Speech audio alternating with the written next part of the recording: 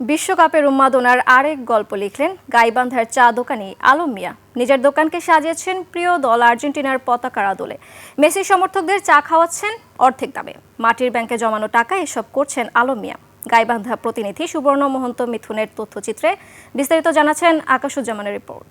বিনিয়োগ হোক বিশ্বস্ত, আমার পছন্দ সল্ট বে। গাইবান্ধা শহরের খানকা শরীফ এলাকা। দূর থেকে দেখলে মনে হতে পারে এটি যেন আর্জেন্টিনার কোনো সমর্থক ক্লাব, কিন্তু কাছে গেলেই বোঝা যায় এটি আসলে চায়ের দোকান।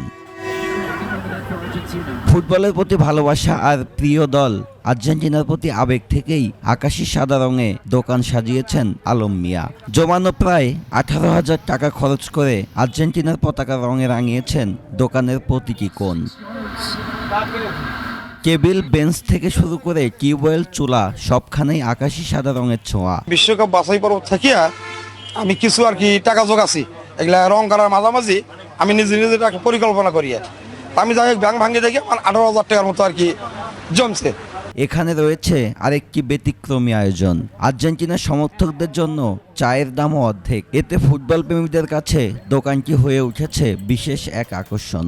এদের আমি দুধ চা 10 টাকার জায়গায় 5 টাকা নেই, আর লাল চা আমি 3টা 10 টাকা বেশি। শুধু এই খেলার বিশ্বকাপ খেলার 1 মাস উপলক্ষে আমি এরা সাথ দেই ওদের। শুধু দোকান নয়, সমর্থকরাও যেন আর্জেন্টিনার জীবন্ত প্রতিচ্ছবি। জার্সি, টুপি, এমনকি জুতাতেও ফুটে উঠেছে প্রিয় দলের প্রতি ভালোবাসা। আমি ম্যারাডোনাকেও ভালোবাসি, তখন থেকে আর্জেন্টিনার দলকেও ভালোবাসি, এবং যতদিন আল্লাহ পাক বাঁচা রাখছে আমাদের, আমরা আর্জেন্টিনাকে সাপোর্ট করে যাব।